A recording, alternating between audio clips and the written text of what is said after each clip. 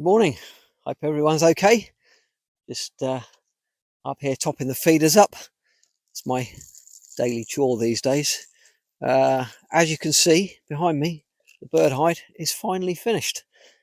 Finally, started about March time, I think, maybe April. Finished about a month ago, so best part of 6 months. I wasn't on it full time because holiday cottages have taken up quite a lot of time. Other maintenance jobs and things, but it's been fun, but it's been challenging as well. But the result, I'm really pleased with the result. It's a great place to sit and watch birds, photograph the birds from, and hopefully some of you guys are going to get to visit it, rent it out, and come and see what's what. So without any further ado, let's give you a little tour. So first of all, I want to show you the shutters on the outside. I've already opened some of those up already. And as you can see, they open up halfway like so, which offers great rain protection for your lenses. It gives you a bit of shielding from the wind and what have you as well. But also, you can just open them up fully as well, which gives you a much better sort of view of the sky. So you can maybe be able to spot the buzzards as they're coming down and around. So yeah, there you go, works really well.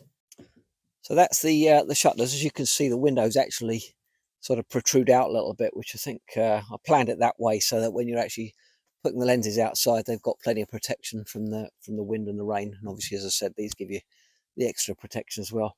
So each window has got this camo netting arrangement, which is split so that you can get your lenses through. I'm going to change it a little bit or add another thing to it because when we're trying to photograph things like the buzzards and what have you, we want to be even more hidden. With them being slightly open, you can get a slit at both sides and you can see a little bit of hand movements maybe and things like that from outside. We definitely don't want that because things like buzzards will really pick up on that really quickly. Sorry, I'm getting distracted by all the birds that are around at the moment. So where was I? Yeah, so behind the camo netting, we've actually got a glass window as well. You'll notice we've got the white dots on there. So the glass is there really for maybe like our holiday guests who want to come and use the bird hide, don't necessarily want to be photographing the birds, but just want to sit and watch them. So they can leave the windows in place so it keeps it nice and warm inside. And the white dots are there just to stop the birds from hitting into the windows. And we learnt that on day one. We had 3 bird strikes from one poor little blue tit within the first sort of 15 minutes of installing the glass windows. So literally those white dots were put in 10 minutes later. No blue tits were harmed. It flew away. It was okay. So thank goodness. So yeah, so that's our windows. We have got another little opening down here, which isn't quite finished yet. That's also going to have a little flap on the outside and a little door on the inside. And that's just to maybe allow some sort of ground shooting. So you can lie on the floor in the bird hide and be able to photograph things, birds on the ground. So yeah, so let's move on to the reflection pool. So here we go. I'm by the reflection pool now. Got Ziggy with me as well. He loves it up here. Hates it in there though because he doesn't like warm floors, and that's got a heated floor. So yeah, doesn't make him very happy. So the reflection pool is it's great. I'm dubious about reflection pools because they tend to look a little bit fake and a little bit too reflection pooly. If that makes sense. So I want to try and create it as natural an environment as possible. So create some landscape all around it, and going to keep changing that from time to time just to keep the pictures fresh. It's at just the right height, so if you look out of the windows from the hide, you can get the reflections in there. Maybe they're not so perfect reflections because it's more to look like a woodland pool. Again, I'm just being attacked by great tits, I think.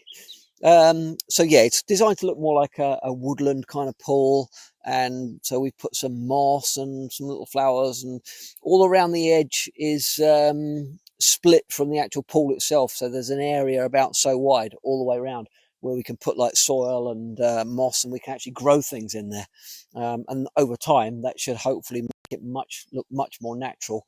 And much more convincing as a sort of woodland pool. And then at the end over here, where we've got a lot of sort of bare earth at the moment. We're maybe going to plant some little trees and shrubs and things, and maybe, and again, just to give it that more authentic woodland look. We've got some feeders around here as well, just to keep the birds coming in really, and then we've got some perches dotted around that we're going to just keep changing from time to time as well. Yeah, works great. Got some really good results from there so far. Mainly the chaffinches. The chaffinches actually love it here. Should talk about the birds that we get so far. All the tits: blue tits, coal tits, great tits, long-tailed tits, all of them. We've got the woodpecker, comes all the time, every day, male and female. That's the greater spotted woodpecker. We're getting the goldfinches are still here. Thought they might go, but they've stayed. We're now, what, end of November, getting quite cold, but the goldfinches are still here and still feeding and still producing some really nice pictures. What else are we getting? Oh, coal tits, said coal tits already. Nuthatches. We had a family of nuthatches that actually kind of settled here in the summer, and they're still here. I mean, we've got maybe 3 or 4 different nuthatches that keep coming every day, so that's really, really nice. There's loads more.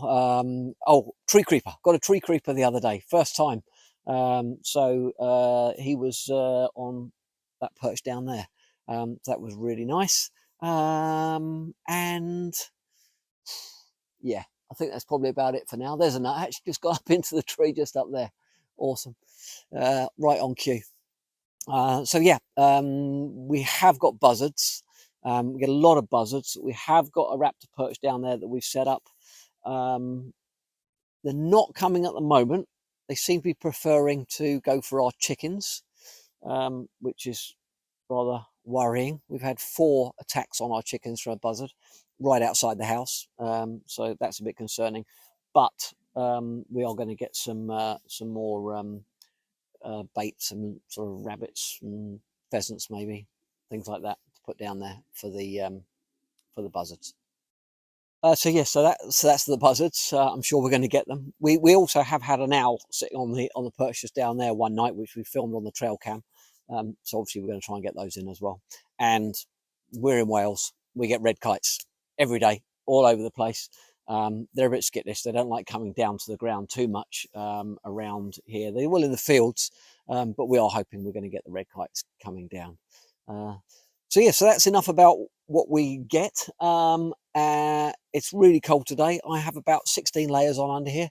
So I'm going to take you inside and show you the inside of the bird hide, because that's sort of where the magic happens. So let's head on inside. So here we go. Just going to take you inside in a second. Thought I'd mention about my dead hedge just here. So built this out of a load of scraps and things from all the trees that have fallen down over the recent storms and last year's storms. And what I wanted to do is create a little bit of shielding on the entrance from the perches, so that when you're coming up, you're not spooking the birds too much.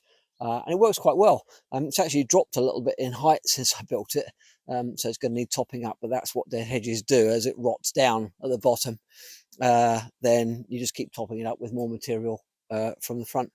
And it's great because it provides a natural habitat for all the critters and invertebrates and things like that. And you just get a lot of birds hanging around on the dead hedge here. Just creates a really nice natural environment for everything. So that's working very nicely. And as I say, it gives a nice bit of screening, so that as you're approaching the bird hide, you're not spooking the birds too much. So yeah, let's head on in. So here we go, we're inside the bird hide now, the Misty Heights bird hide. So what can I tell you about it? Well, it's warm in here. It's about -2 degrees outside. It's about 20 degrees in here. We've got this underfloor heating, which is absolutely stunningly comfortable. It's the best thing ever. Got no shoes on, put your feet on there. Oh, it's heavenly. I've got a thermostat for that on the wall up there, so we can keep that temperature controlled up or down as we want to. We have got another radiator down here, which is there for kind of this time of year, really, when the weather's really cold outside, and that just helps to top up the temperature a little bit. We've got sockets on every window all the way around, double socket, each double socket It's got a USB and a USB-C port, so you can keep your phones charged up, your laptops, camera batteries, anything like that. I actually shoot directly into my laptop, tethered to my laptop when I'm in here, shooting directly into Lightroom. So having the ability to keep your laptop charged up is just, yeah, it's just great. We've got Wi-Fi, 100 megabits per second Wi-Fi up here. So again, if you're live streaming, or if you just want to be checking something on YouTube, or yeah, whatever you want to do with it, it's 100 megabits a second. It's plenty fast. If you want to come up, sit on the sofa, watch a film, do that. We've got our tea and coffee making facility. Of course, every bird hide needs a tea and coffee making facility, and this one is no different.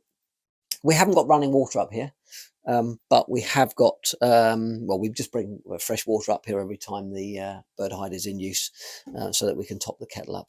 And we've obviously got our tea and coffee and stuff just there. We've got our shelves. These shelves, very proud of these shelves.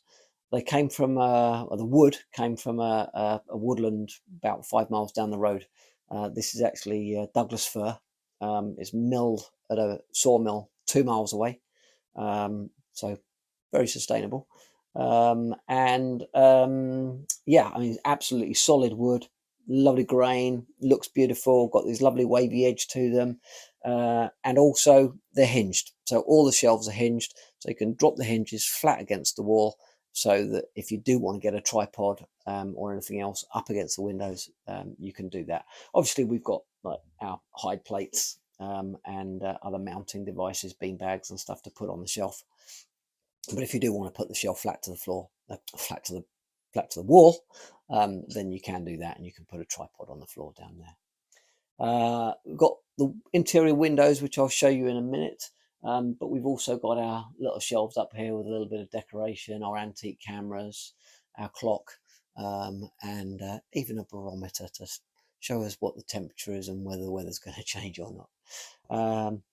Lighting. So we've got our lovely wall lights here, but we've also got our ambient floor lighting, which is quite useful, because if you just want to, wrong one, if you just want to be in here and you photograph the birds and you don't want to be seen, you obviously don't want these on.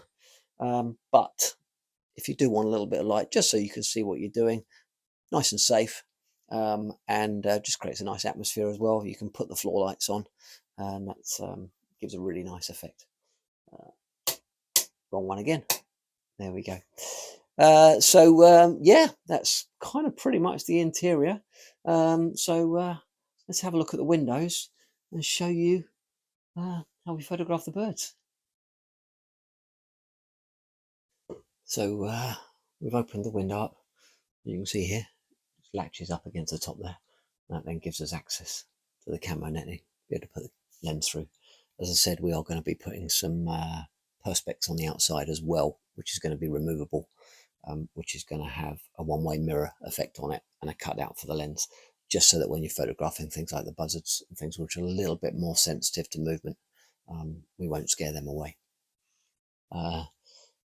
The view from here is incredible. We built this hide so that we could see the view from where we're shooting. It's a perfect backdrop for photographing birds. The Misty Heights name came because some mornings in the valley it gets an inversion, cloud inversion, and we literally sit above the clouds and we look across the other side of the valley over this sea of white fluffy cloud. That's incredible, really beautiful. So that's where the name came from, Misty Heights. Yeah, day like this, it's really busy out here. Lots of birds coming. Just while I've been sitting here, we've had the woodpecker. There are 2 nuthatches as I speak, just sitting out there. We've had the goldfinches. Yeah, I mean, they just keep coming. They just keep coming. And we've even had a blue tit climbing on the camo netting just there a short while ago, that's a first, but that was bizarre. So yeah, it's a really lovely lovely spot. Sorry, just spotted that the goldfinch has just come back onto a really nice perch just there. Oh, too late. There we go. But yeah, the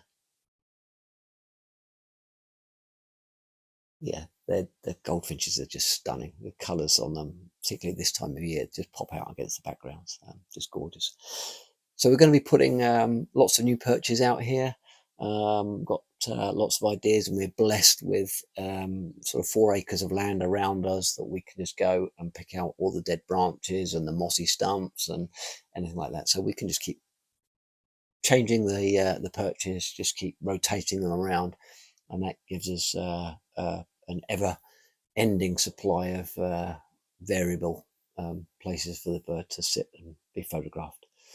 So there we go. I hope you've liked it, and hopefully some of you will come and visit the bird hide and see for yourself, and enjoy photographing some of the birds up here like I do. So thanks for watching, and if you can, give our YouTube channel a like and subscribe. That would be really helpful. So thanks very much. We'll see you next time.